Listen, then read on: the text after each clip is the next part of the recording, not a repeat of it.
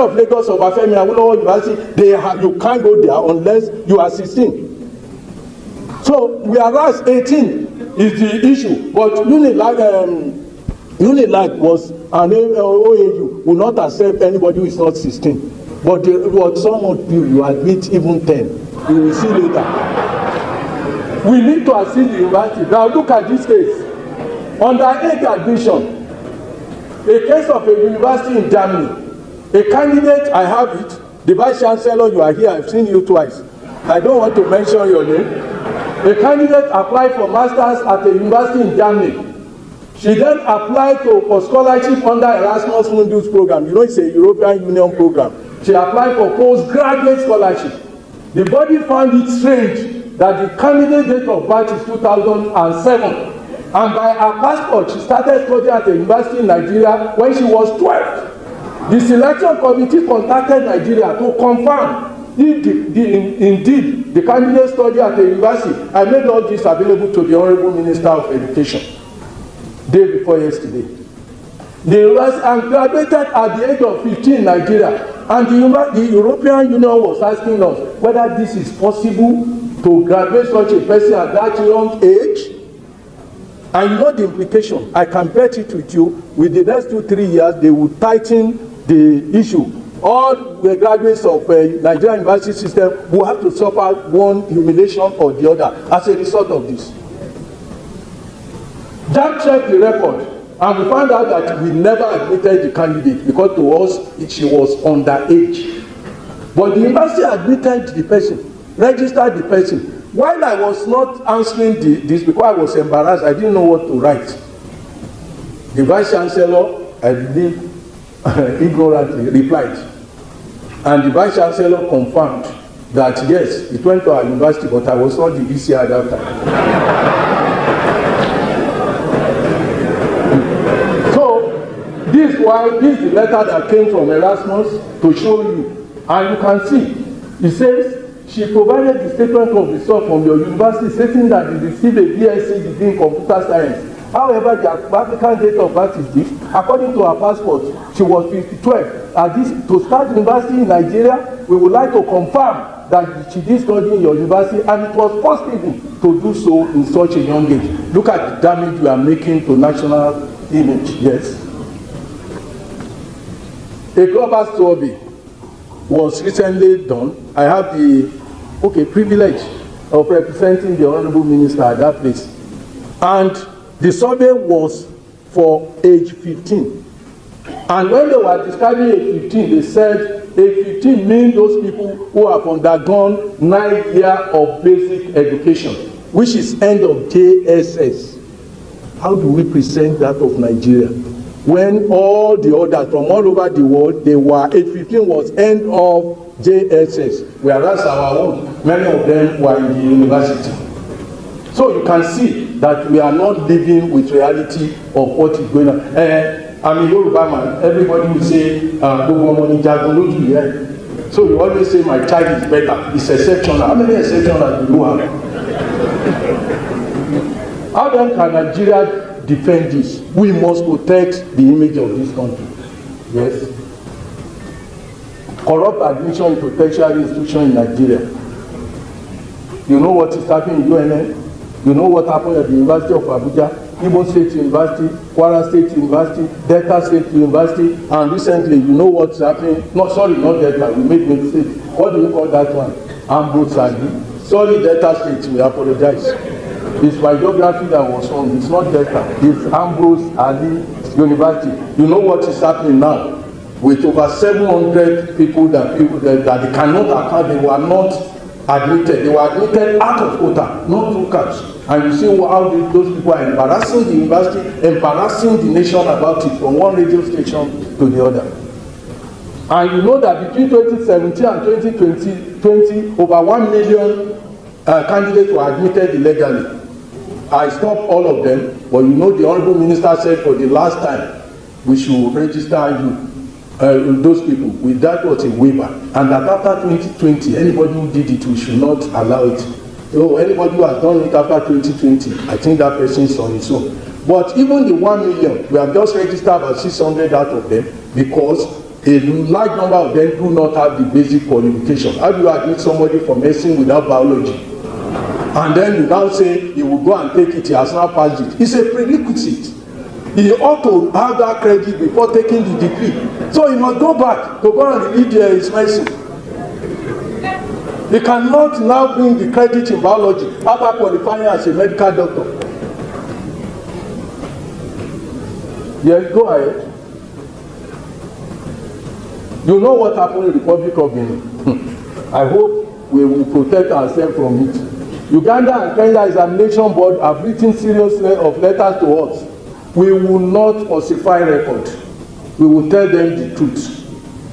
You also know recently we received one from UK, a top government agency in UK, asking us to confirm the date of birth of somebody.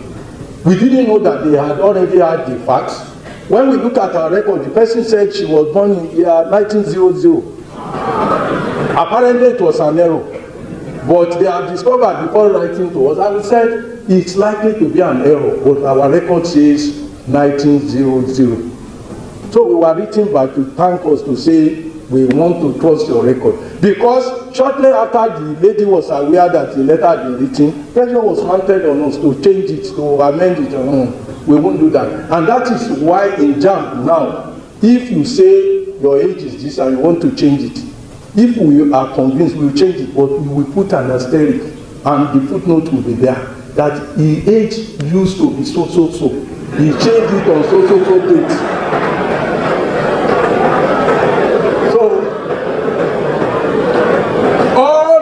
That the minister asked us to do a waiver for. Go and see their letter of admission. We put it there clearly. She was illegally admitted, but due to ministerial advice, he is now regularized. Go and look at it. Because at that year, you were not admitted. So people will know the character you are when they want to employ you.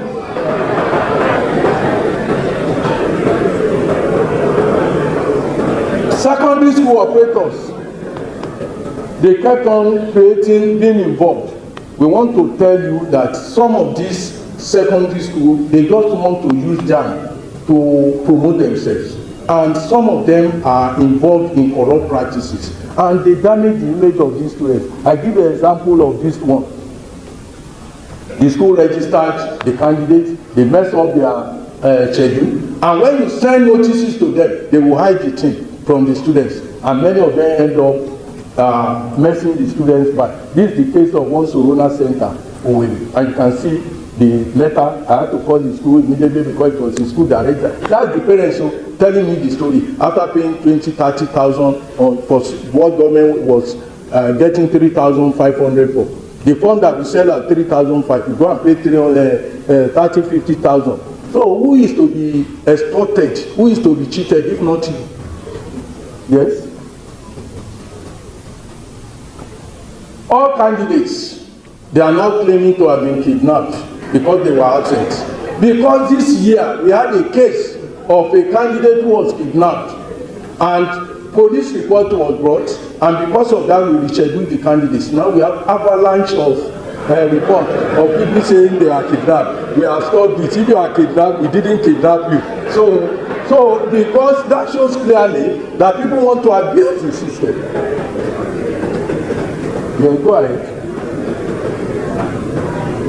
You are aware of Mesoma case. Mesoma was just lucky, if she is lucky at all. But you know that her colleagues were sentenced. I give example of what happened in Ondo. The one who did similar thing, she was sentenced to 1 year imprisonment and 1 year for each of the count. And this is to serve as deterrent for others. As I speak with you, for 2024, more than 30 CP, how many are of them that are in custody now? 8 now. There used to be 30. Okay, please don't release them. So,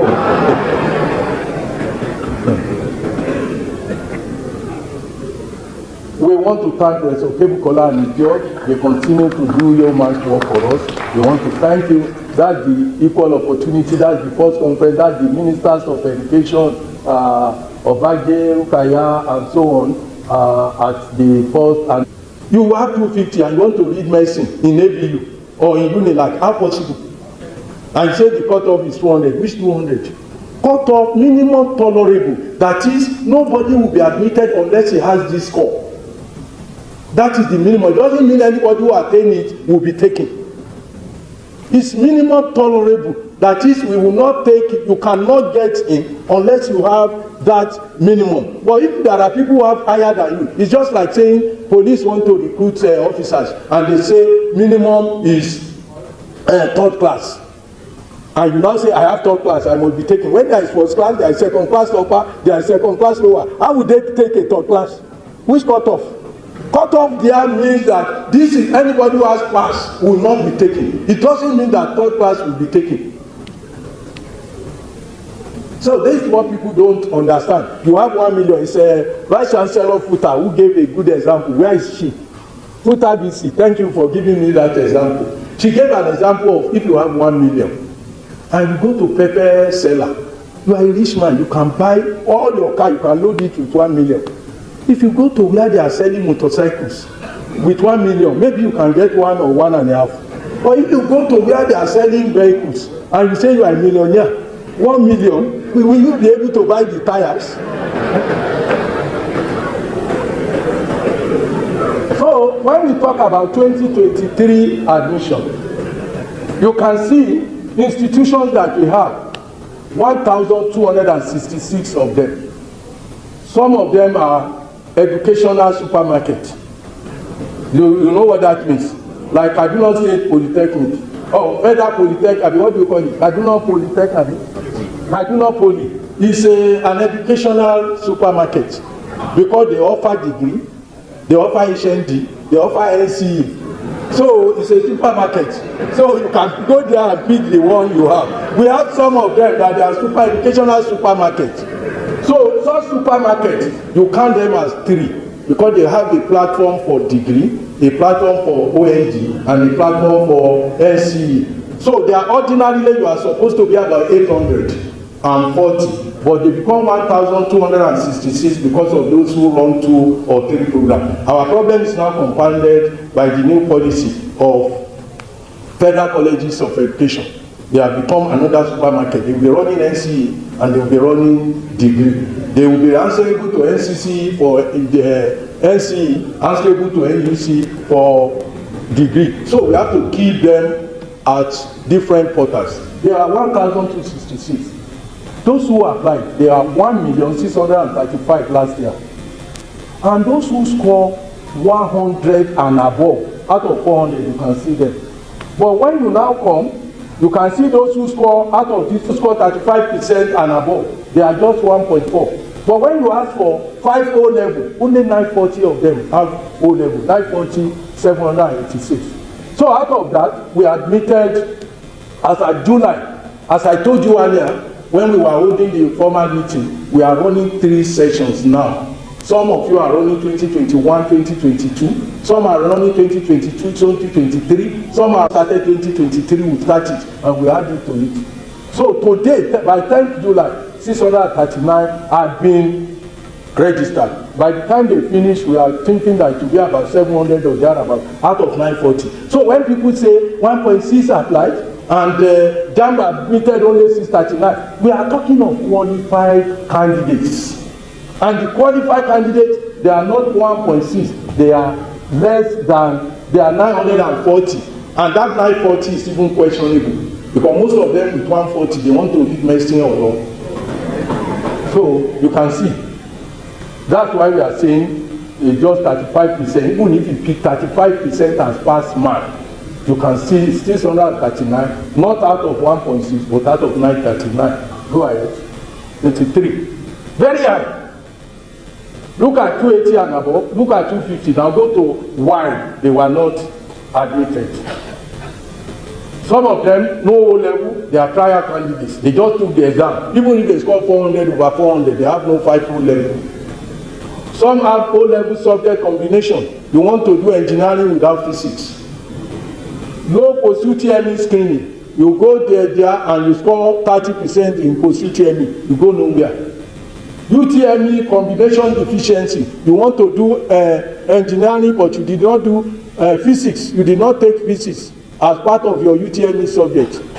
Or you want to do medicine without biology as one of the 3 subjects. Ask them for post-UTME screening, because some of them come with fake papers. So when they ask them to come for screening, they will try to avoid it, and they want to be an mismatch of catchment institutions. You come from where I come from, and you now say you must go to University of Ilorin.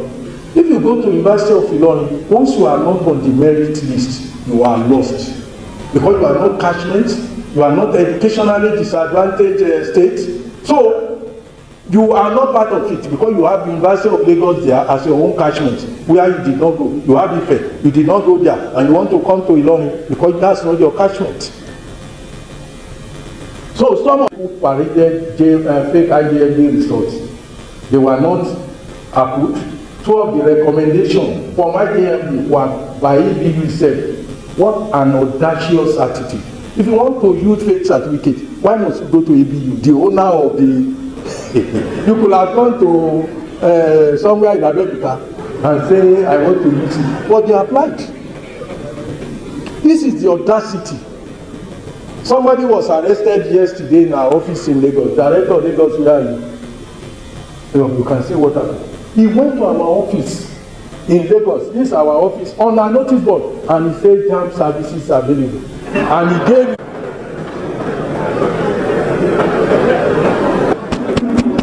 What we did was to go there, and he collected money from my staff. Where is the director? He collected money from you and registered. He didn't do anything because he could not penetrate anything. So I asked him to come. Of course, has he not been arrested? Director, he has been arrested. He just collected 2,500, 1,500. He pasted it on JAMB. After you listen to this video, yes, everything about Nigeria must be different. Yes, this is the atrocities, the atrocity committed in some universities. Yes, because we believe in corruption, bribing your way through everything. And all these things has effect. You don't understand. I hope you listen to what this man said. How can a 15 years old person, a 15 years old, not even 15, how many, 12, be a graduate from a university graduate? Because they have money. They can bribe the university, they can give them money, and the university comply with them. And that's why it's easy to manipulate things, change, forge the result, forge certificates, because everybody just looking for money. Everything corruption. And now it has effect in it when it comes to international. This is the reason why when you submit your document for, if you want to go school anywhere, you submit, after you submit your document, all everything is correct. They take their time, do investigation, do verification of those documents. They don't joke with paperwork, things like that. You understand? That's why sometimes you see they reject your this, they reject your application, they reject. There is something that is not something missing, something they do not understand, something they feel in their own. This thing is not normal. It is not so.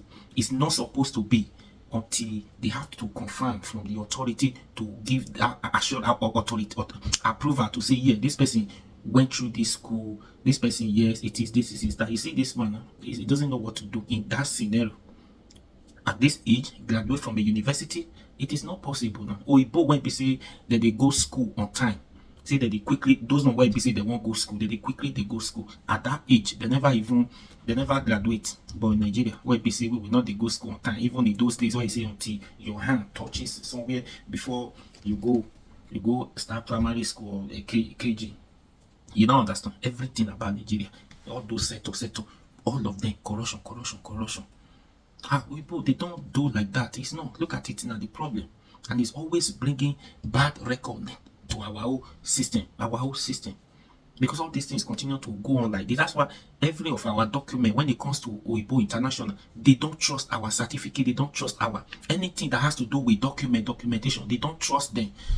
That's why you see when other people submit the same application or something that has to do with verification, they will not give other people their own feedback. But you as in Nigeria, you would wait for your own, because it could take them time to do that verification. It will take them time. There are something that is not clear, something fishy that they need clarification.